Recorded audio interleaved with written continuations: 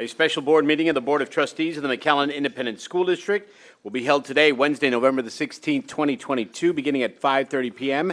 in the Dr. Ricardo Chapa Boardroom of the Administration Building at the McAllen Independent School District, 2000 North 23rd Street, McAllen, Texas. At this meeting, there may be discussion and action by the board on the items and subjects that are listed as follows. Items listed on this agenda may be taken in any other order other than shown on the agenda. Number one, call the meeting to order. Number two, public comments. We do not have public comments, so we move on to item number three. Approval of the annual comprehensive financial report for the year end June 30th, 2022. Dr. Gonzalez.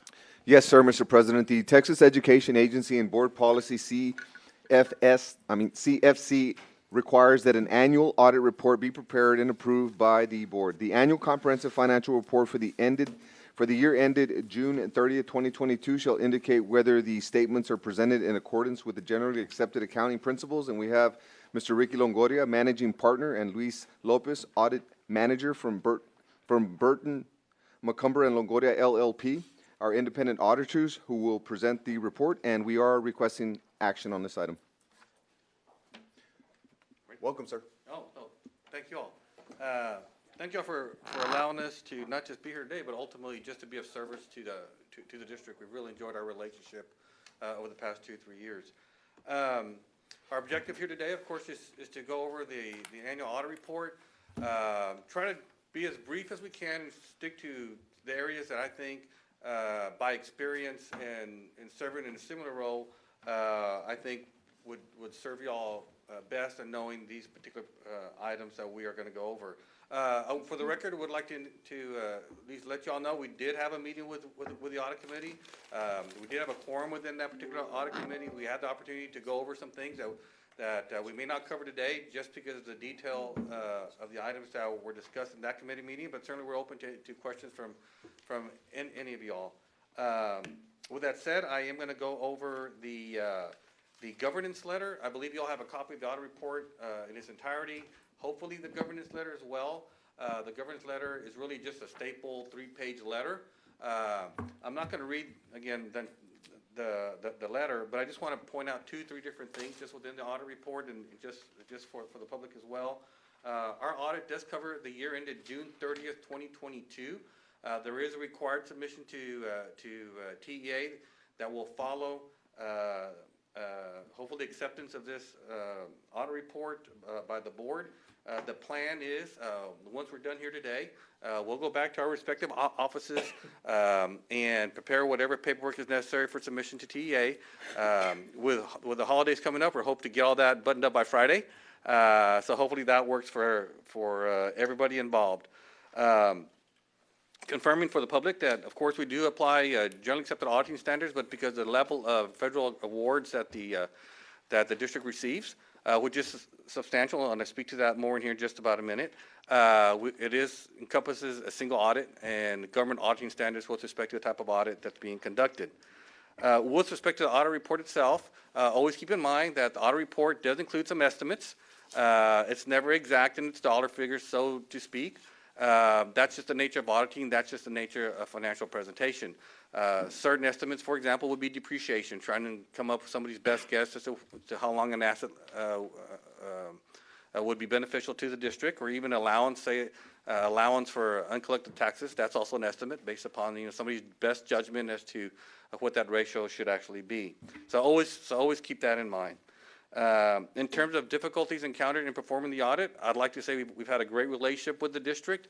One of the things I would like to acknowledge is just the amount of work that goes into doing the audit, even this year compared to maybe 3 or 4 years ago. If you look at the amount of federal funds that the district has received, even between last year and this year, last year we recognized about $40 million, $45 million more or less of federal expenditures and awards. This year, we're in excess of $120 million worth of federal awards that need to be accounted for by the district within its existing accounting staff, and the fulfillment of all the compliance requirements necessary, whether it's financial reporting or quarterly reporting or things of that nature. And so kudos to the district to be able to make that transition from where we were 4 years ago to maybe where we are today in terms of the volume of awards that the district is a beneficiary of. So it has created maybe lengthening the audit time just a little bit longer than we'd like, but at the end of the day, the job gets done and it gets submitted to TA. So thank you to y'all's internal staff and getting this audit report out. Confirming that certainly during the course of an audit, you know, we ask a lot of questions. Certainly, I would hope you would appreciate that we ask a lot of questions.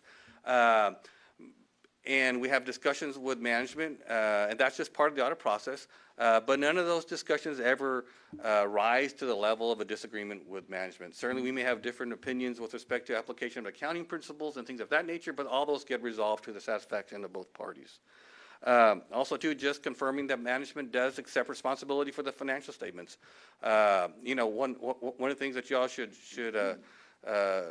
really be proud of is you do have the internal staff to actually prepare this 212-page document. And that says a lot. You know, there's some government entities do not have the ability, you know, to do that. And so, you know, and so management does take responsibility for it, for the financial statements. They take responsibility for all the underlying transactions are included within the financial statements. Again, our job is to audit. Certainly, none of the transactions within the audit report originated with us. So with that said, I'm going to go ahead and turn it over to Mr. Luis Lopez, who worked really more directly with staff, and his intent will be to go over, you know, 4 or 5 different items here within the audit report itself. So any questions so far? Very good. Thank you, Mr. Longoria.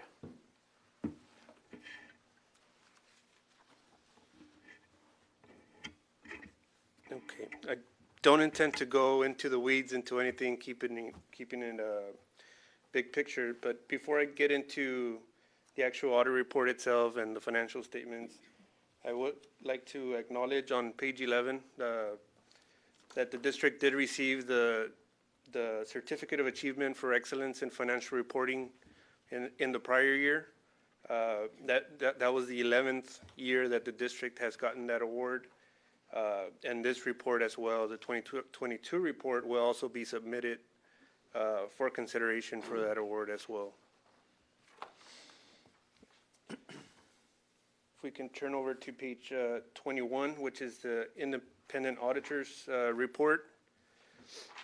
This report may look a little different than in prior years for the fact that there was a new auditing standard issued that promotes transparency. So where in prior years we had to go to the second page and find that audit opinion letter, now it's the very first paragraph in the auditor's report. And so for the year ended June 30th, 2022, the district did have an unmodified opinion. That's a clean opinion and consistent with what the district has gotten in previous years.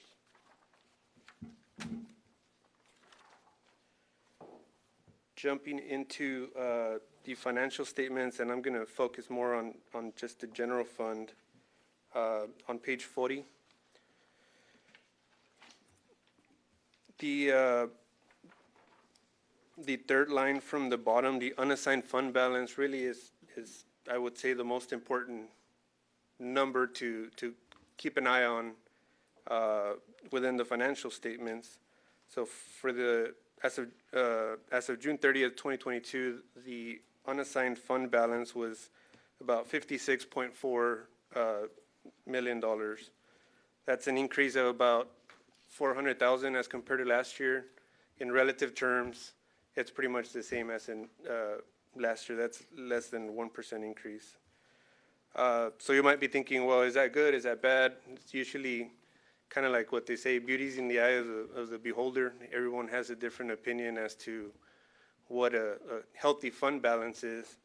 But I will say that TA does have a metrics, and I believe it's also included in the first rating, where they recommend 75 days of expenditures to have within your unassigned fund balance. So that with that 56.4 million, that roughly comes out to about 99 days of fund balance. Last year it was at 84, and I think that increase is attributable to, and I'll go into it on the next page, the significant decrease in expenditures in the general fund, and I'll touch base on that on page 42. The overall fund balance in the general fund increased by about $42 million. The reason for that was that in the current year you had ESSER funding that covered a lot, many of the expenditures that would normally be covered by the general fund. So the biggest change in the general fund here was total expenditures decreased by about $36.4 million as compared to the prior year. And again, that just doesn't mean that the district spent less on any of these functions, instruction, facilities, whatever the case may be. It just means that some of these things got covered by ESSER in the current year. Going forward, though, we do just recommend keeping an eye on the general fund and keeping in mind that those ESSER funds are not going to be there forever. So planning accordingly is going to be important going forward, just to make sure that the district continues to be healthy financially.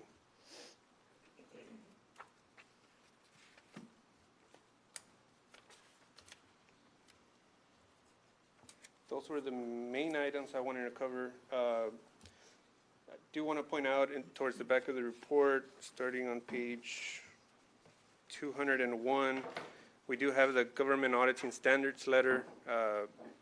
This audit was conducted in accordance with government auditing standards. We did have one reportable finding that is included on the report. I don't intend to go into it unless you want me to, but that finding is included on page 206, and on 207 you do have management's corrective action plan on how they intend to address that, and a timeline as well. We did audit 5 federal programs in the current year. The Education Stabilization Fund, which is essentially ESSER, your Title I Part A, the Emergency Connectivity Fund, which is a new program this year that the district hadn't had in previous years, the Special Education Cluster, and Supporting Effective Instruction. As Shriki had mentioned earlier, just the volume and the increase in the federal expenditures. Again, last year you had roughly $46.7 million in federal expenditures. This year you had $120 million, so that's an increase of about $73.6 million in federal expenditures. 66.4 of that was ESSER, and the other 6.6 was the Emergency Connectivity Fund that was used to purchase devices and hotspots and things of that nature. Really, those were the main points that I wanted to cover. If you have any questions, we'd be open to. Thank you, Mr. Lopez. Does anybody have any questions for either Mr. Lopez or Mr. Longoria? With no questions being heard, what say ye, board? We have a motion by trustee Suarez. Is there a second? Second. We have a second by trustee Alvarado. All in favor signify by saying aye. Aye. All opposed, same sign. The ayes carry it, 6-0. Thank you, gentlemen. Thank you. We Have a appreciate it. happy holidays. I do have one question for Mr. Longoria. Yeah. Do you talk that fast in your school board meeting? Oh, jeez. He doesn't talk. Yes, he does. Let me think. So the answer is yes, all in the interest of time, okay? Our time is very valuable, and we do it out of just wanting to provide, a benefit to our community, and so. I know you are. I just want to say that I have complete trust in your company and your staff, and just want to thank you for a job well done. No, thank you. And if you need the buses, Marco, you just need to call us. and let us know. We got it, baby. Yeah, okay, well, if you need We need them. the No, we need your bus driver, we need the bus driver. but to that point, again, we've had really the honor to serve this district. I mean, having great clients is a privilege on our part, and McAllen ISD is a great client by reputation, by success, and by what it does with the kids in our community. And I as a colleague and as your independent auditor, am proud to be part of this. So, no, thank you all. Thank you. Okay? Thank you, Thank you. President, I move to adjourn. We have a motion to adjourn by trustee Saldivar. Is there a second? Second. Second by trustee Peña. So quick to adjourn. All in favor signify by saying aye. Aye. All opposed, same sign. The ayes carry it, 6-0. This meeting is adjourned at 5:46 PM.